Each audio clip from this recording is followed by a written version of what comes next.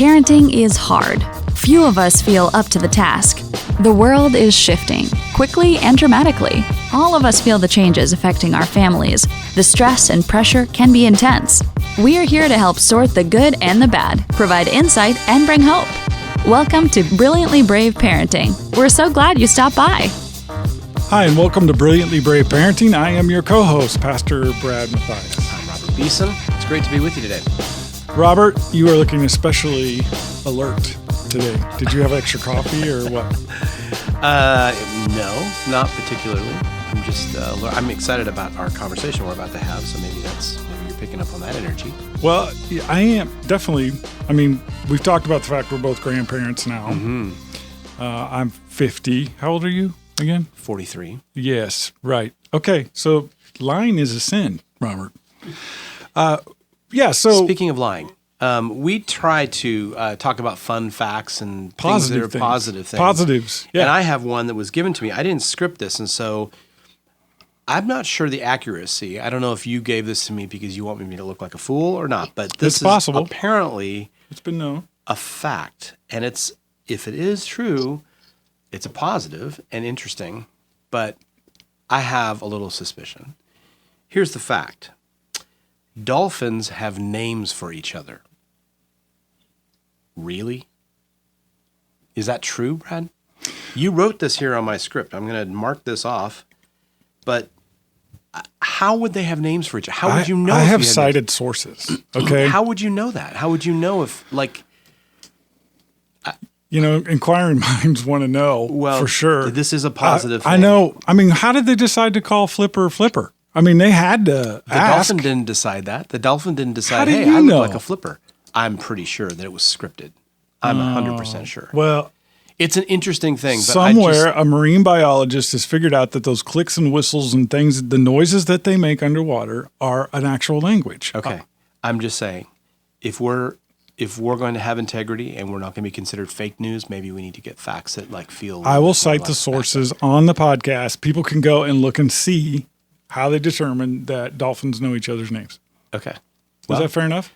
That's fair enough. That's fair enough. Yeah. It's just a little bit outlandish. I find it, I was looking through all these facts and I'm thinking, there's nothing that jumps out at me more than this one, and I just don't know how you'd verify that. But if you can cite the facts, then I'm going to go with that. Well, I did watch Shark Week on Discovery Channel. Okay, I hardly think that qualifies. Well, I feel like I know my marine biology a little better, but they didn't really talk about dolphins. So, well, why don't you talk about our guest, because this is factual and this is fascinating, and I'm excited about this. So talk to us a little bit. Introduce our guest. I'm really excited about this conversation. Well, I think there's a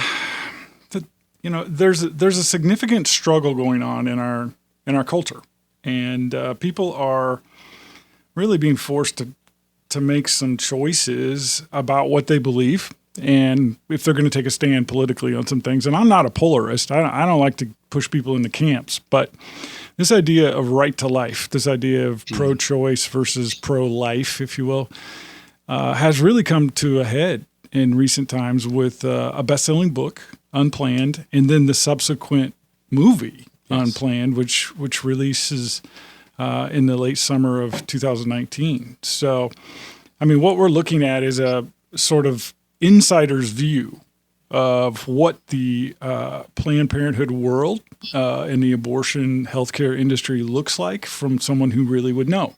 Yeah. And our guest is Abby Johnson. She's coming to us from Texas today. We want to welcome you to Brilliantly Brave Parenting. Hi, thanks for having me on.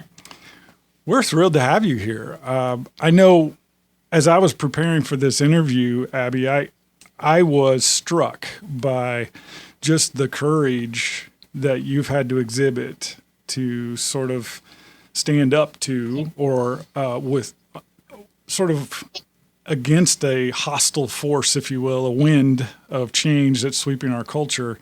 And I mean, I was reading news articles from you standing up in court, people who were legislators who were having you come and testify. Tell us how all this came to be. I mean, I'm sure you didn't start out thinking you wanted to be at the center of a media whirlwind.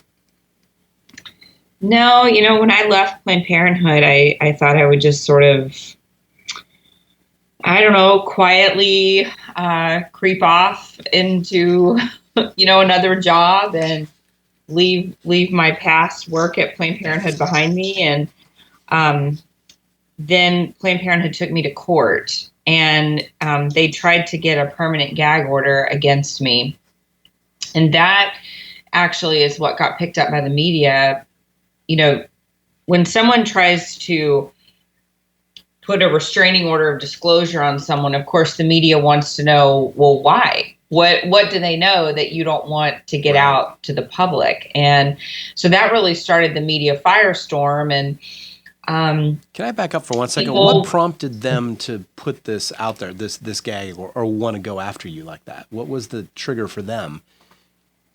Yeah, I'm not really sure. I think in a way they wanted to sort of make an example of me for other employees. Like, if you leave us, if you defect from us, then you're going to find yourself in a court. And I really think that they thought they were going to be successful, and they lost in a very embarrassing way in court. And it really just sort of skyrocketed then my story all across the globe. And,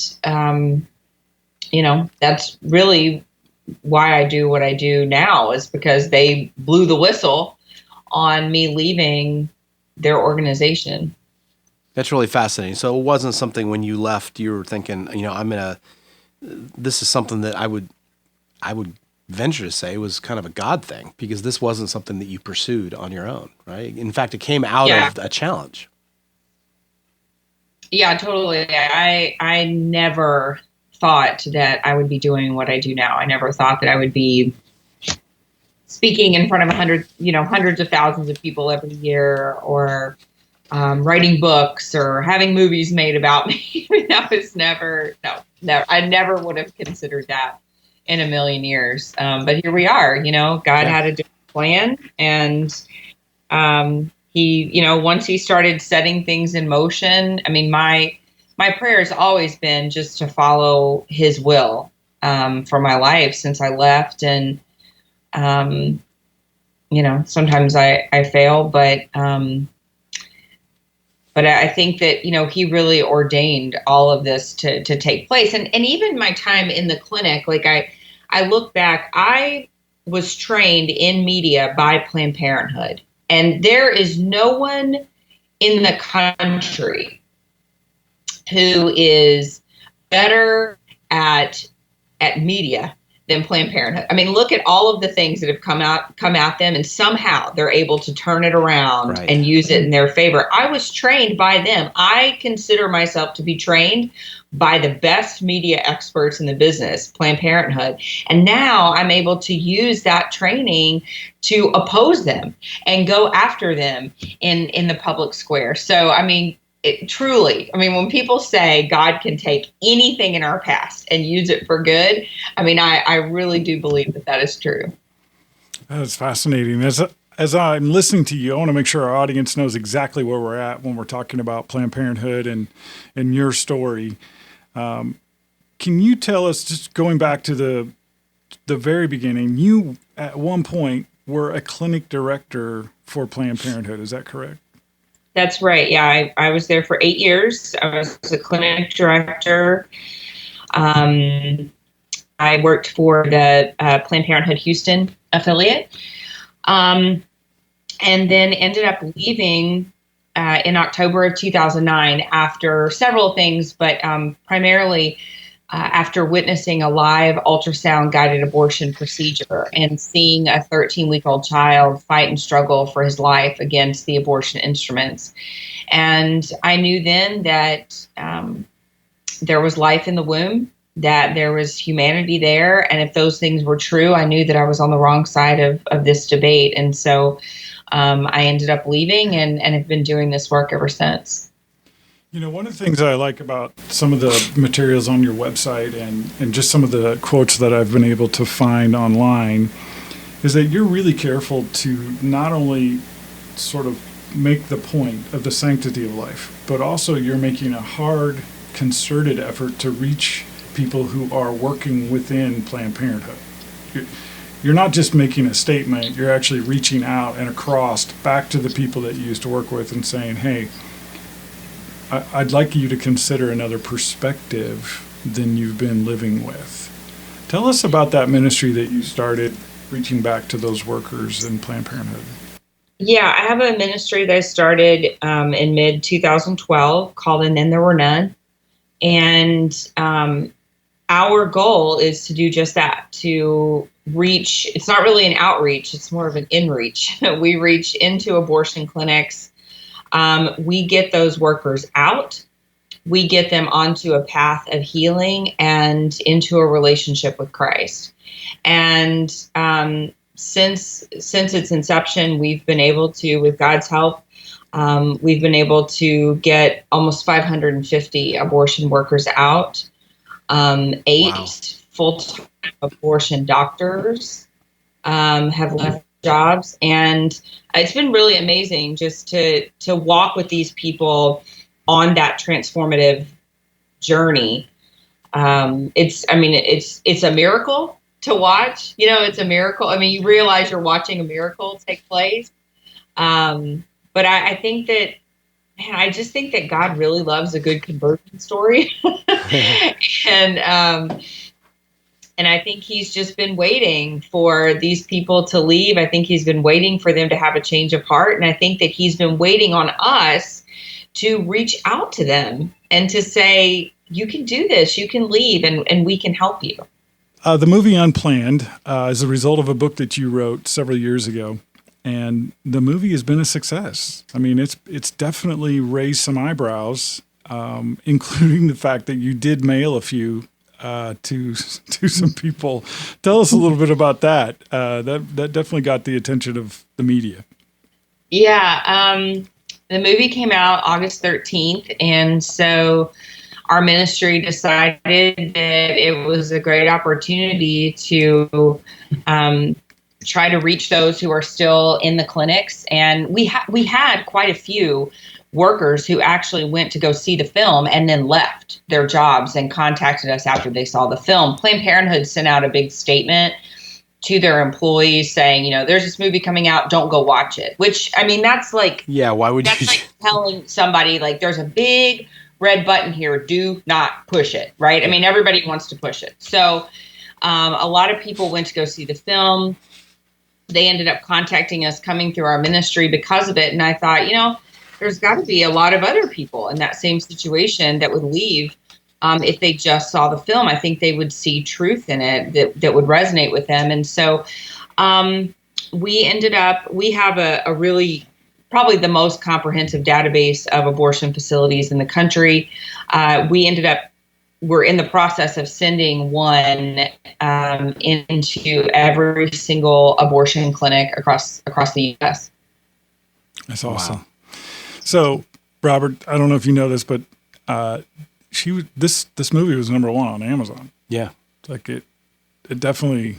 No, it's remarkable. I mean, it was all over the news. You couldn't not hear about it, which is fantastic. I think it's just fascinating, and you're absolutely right. Planned Parenthood taking the posture that they did was just fuel to the flame. And like you said, the big red button, it's like even people that may not have even thought this is just a topical issue and whatever, but because it became such an explosive point of view on their side, it did create incredible suction from people that might not have seen the movie in the first place. So it's a pretty remarkable story.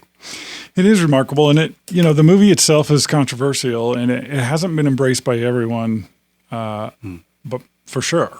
And one of the things I got sort of upset about, like K-Love wouldn't run her ads, like they wouldn't promote the film because it was too controversial. I mean, K-Love is the largest Christian radio network out there for music.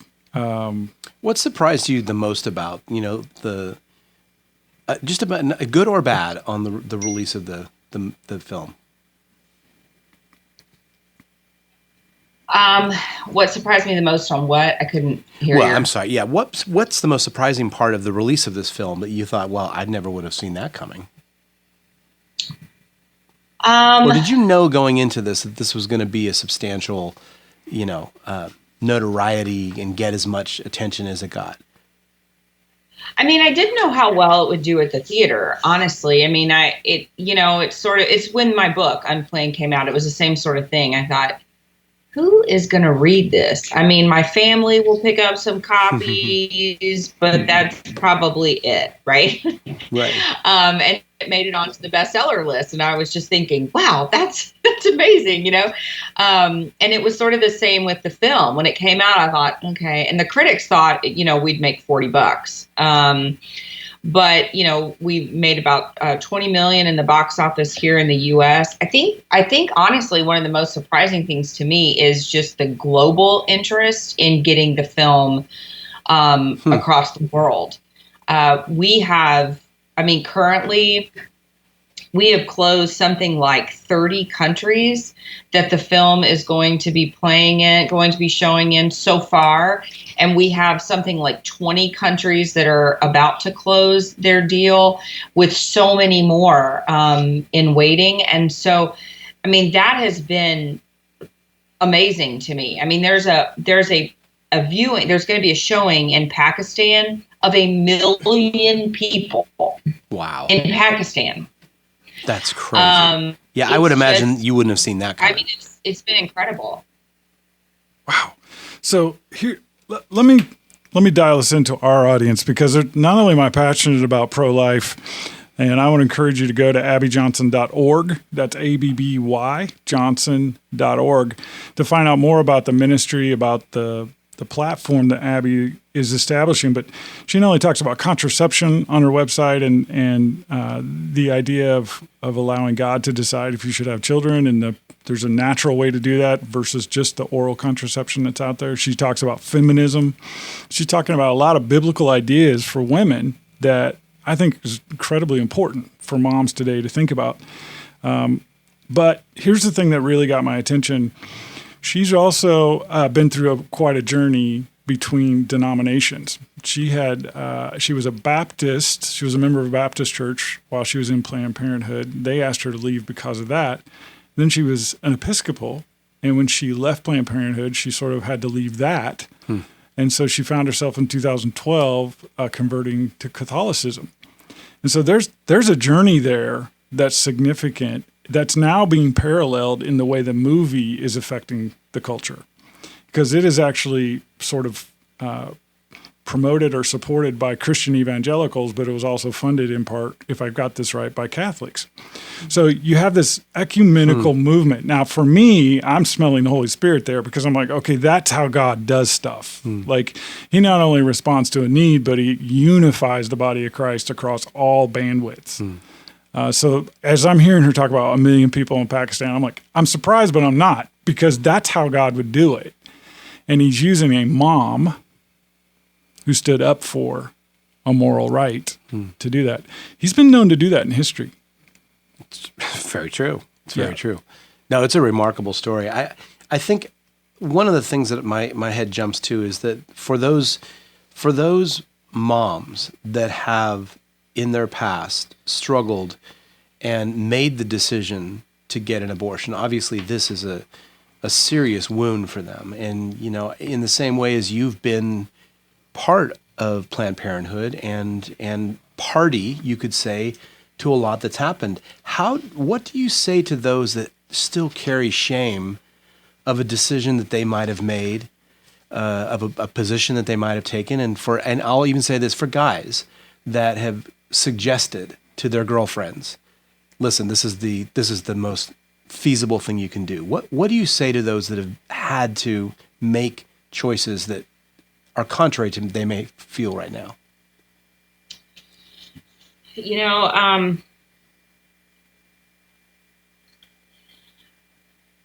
I talk to a lot of women and men, but primarily women who do feel a lot of shame about their decision. And one of the things I talk to people about, and this comes up a lot even in my ministry with former abortion workers, is we really want to separate shame from guilt. So guilt is saying, I feel bad about something that I did. Yeah. Shame is saying, I feel bad about who I am because of what I did. Shame is never from God. Yeah. Because God wants you to see yourself and love yourself in the way that he loves you. Yes. Okay. But guilt is a natural consequence sometimes of our decisions. Guilt can come from God if it motivates us to then use our past to glorify him. And so, I tell people a little guilt is okay, right? Yeah. I have some guilt about my past in the abortion industry, but I'm not letting it crush me. I'm letting it convict me. Yeah. And motivate to you. go out and to share my story and to help others. Now, you don't have to share your story in front of hundreds of thousands of people, right? But maybe you're called to share your story with your neighbor, the person who confides in you that says, I'm really struggling with this. Can you help me? But you can't help others until you have allowed God to heal your heart.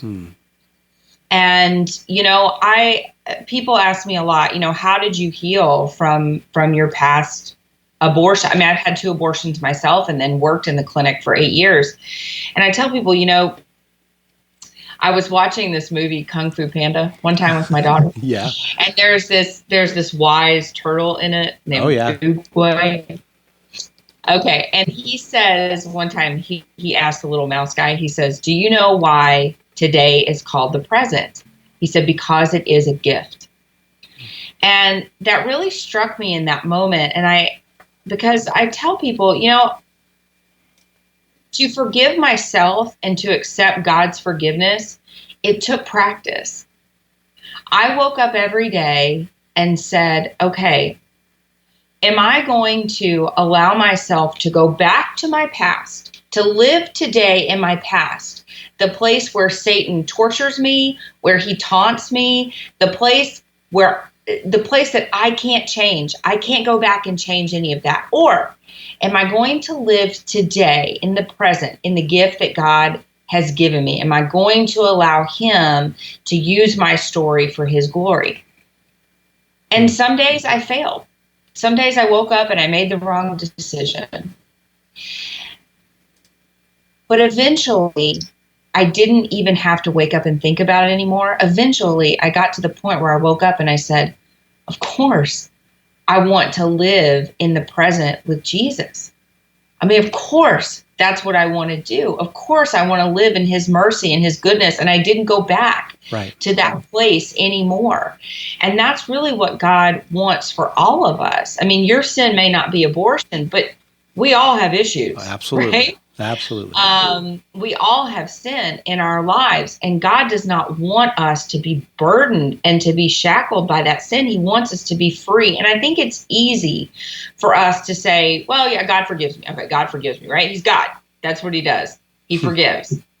It's harder to forgive ourselves, but just having that reminder every single day and just asking yourself, where do I want to live today? And I think that it's very powerful when we do speak our stories, even if it's with family members, even if it's with our husband or our wife. The things that we keep in secret keep us bound. Absolutely. Well said. Yeah, Robert, as I'm listening to this, I'm thinking of there are moms, there are daughters that are listening who may be entertaining the idea that an abortion might be a better solution for them. What would you say to them, Abby, with the experiences you've had personally and also just as an influencer? How would you speak to that person if they were listening to you? I understand what it is to have a crisis pregnancy, to have an unplanned pregnancy. I know that can be scary, that it can feel overwhelming. But I also know that God does not gift us life by mistake.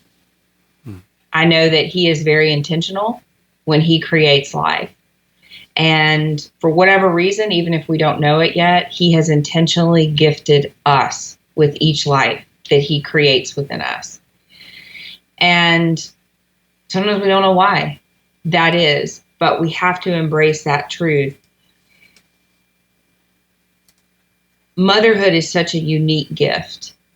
And it doesn't mean that it doesn't come without crosses. It does. It comes with sacrifice. Motherhood is probably one of the most sacrificial things that a woman does, that she goes through. But I always encourage women to try to early on make a connection with their baby. That baby has been given to you, has been placed within your womb, and you are the protector of that child. God has called you to protect that baby. And sometimes our circumstances may overwhelm us, and we may think that abortion is an easy way out. And you can get rid of your baby, but you are never going to get rid of the memory of that baby. It is not an easy decision, and it's not easy to live with. And so I always encourage women, go to your local pregnancy center, talk with someone that you trust. Don't make any decision in haste. And know that there are people out there who want to help you. You are not meant to go on this journey alone. We are not meant to parent in isolation. We are not meant to go through troubles in isolation. That's why we have the body of Christ. And so lean on them, use them, and ask for help when you need it. That's good. You know, as you're talking, Abby, and I'm thinking about some of the sayings of Christ, this idea that if you seek to save your life, you'll lose it, but if you lose your life for me, you'll find it. This idea of sacrifice is really central to the idea of the cross and to Christianity. And as a parent now, I've got 3 grown children. It's probably the most rewarding thing of my life. 100%. Right? Yeah. That was the hardest thing I've ever done. I mean, it's incredibly difficult to be a parent and to sacrifice what you have to sacrifice to do that. But in the end, would you trade it? Not a chance. Heck no, right? I mean, it's absolutely the most amazing gift that you could have ever had. Yeah. And so just using the parenting analogy for men and women who are listening and say, okay, because a thing is hard, because a thing might be uncomfortable, because something might be difficult, doesn't mean it won't be marvelous and fantastic and amazing to go through. Yeah. And I think that narrative is missing in the media today. I think parents, in particular women who take care of children at home, have been really marginalized. And part of what I've seen on your website, you really talk about that. You talk about the fact that, moms are not second-class citizens, and this idea that motherhood and taking care of children is an amazing calling. And so I know we could go on, and we're about out of time, but I just want to thank you personally as a grandfather of a newborn grandbaby, that you're out there and you are saying the truth in love, and you are building bridges. And I cannot thank you enough for doing that, Abby. Thank you. Well, it's really an honor to do it. And I love being a mom. I love being a parent, and I love just encouraging others. Like, I went from one child when I left Planned Parenthood to now I'm a mother of 8 children. Wow.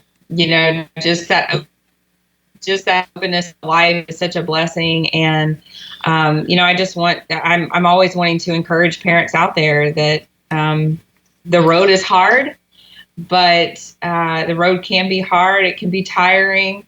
But gosh, we are so blessed when we are called parents. And so just to keep going. That's awesome. Thank you so much for taking time to spend with us today. It's been enlightening, and really know that our guests are going to get a lot from it. I mean, our listeners, I say our guest. Yes. You're our guest. Yes. Our listeners will get a lot from it. Yeah, I got so much out of it. Yeah.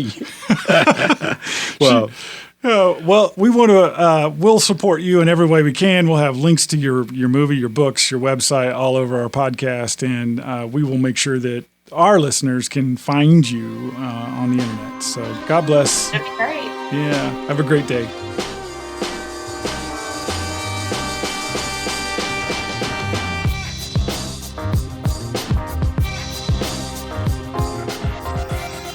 We are excited to announce the Storms of Life study, Living Beyond Stressed Out and Overwhelmed.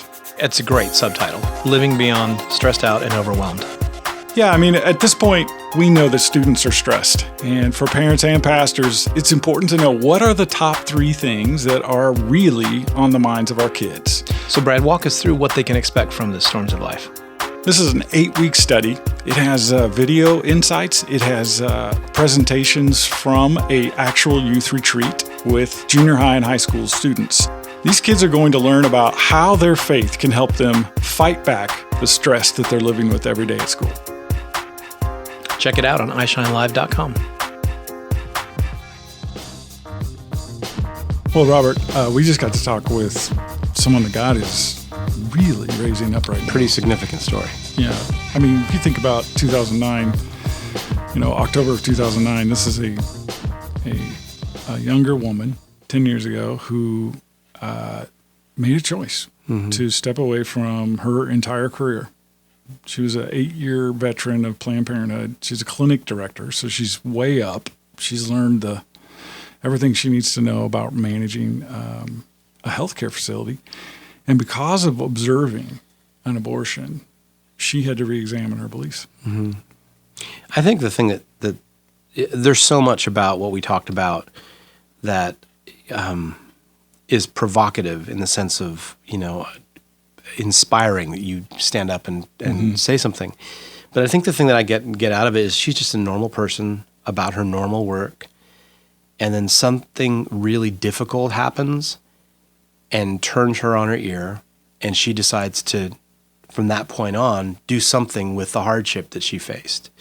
And I think, out of all of our listeners out there listening, pay attention to those things that are even moral failures, because God can turn those into incredible movements. I love the fact that she was vulnerable enough to talk about not only did she run Planned Parenthood and oversee the abortion activities of Planned Parenthood, but she herself had 2 abortions.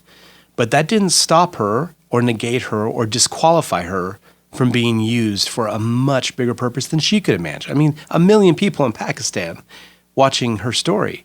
So I love being able to do this and listen to people's story, because more often than not, you and I hear about these people that came to a crossroads, something difficult happened, something changed, and they stepped forward, and it was a different trajectory than they ever would have imagined, and maybe even beyond their qualifications. I mean, she never thought that she'd be a speaker, she'd be an author, she'd have a movie written about her.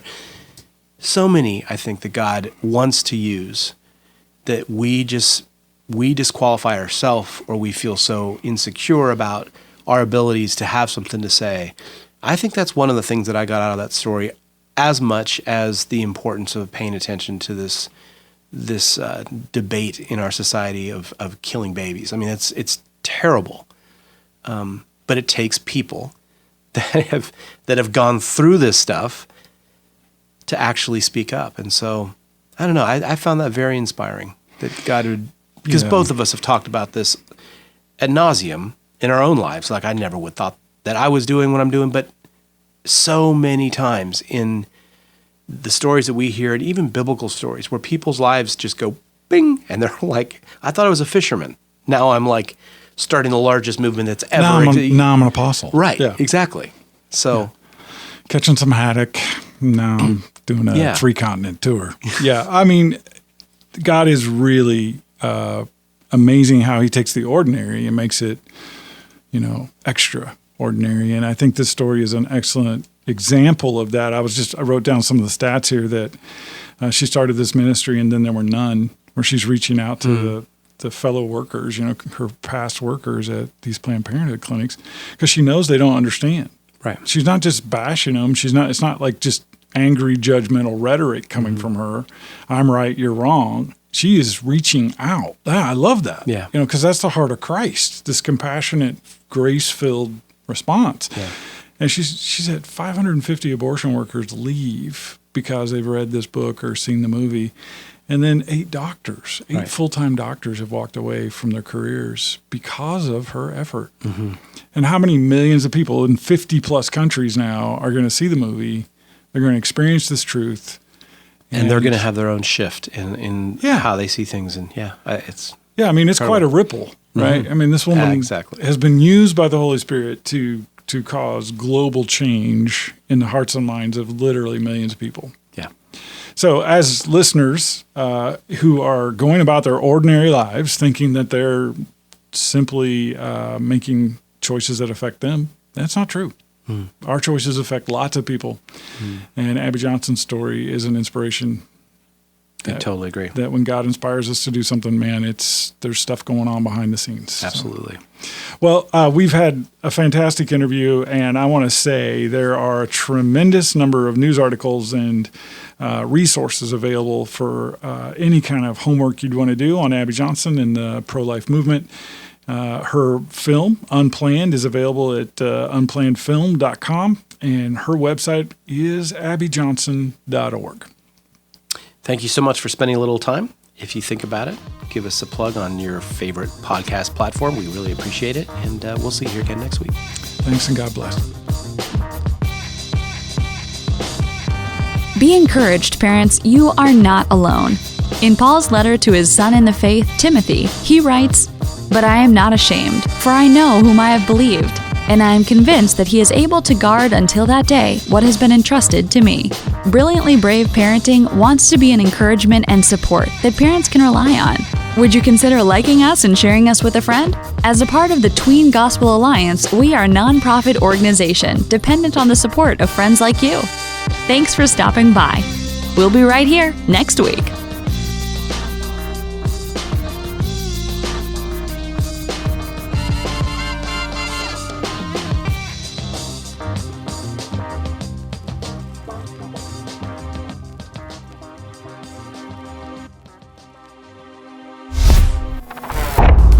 Hey, Robert, we've got some new stuff in the web store. Tell me about it, Brad. It's our very own swag. Really? Absolutely. Brilliantly Brave now has its own line of caps, cups, T-shirts, clothing. Yeah, everything, man. We got swag. Dog sweaters? I don't know about the dog sweaters yet, but we can work on it. Okay.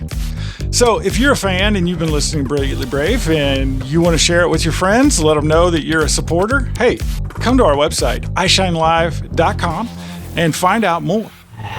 Brad, you know I'm a foodie, right? Absolutely. Okay, I want to tell you about this awesome coffee experience. It's called CJ's Coffee Culture and Community.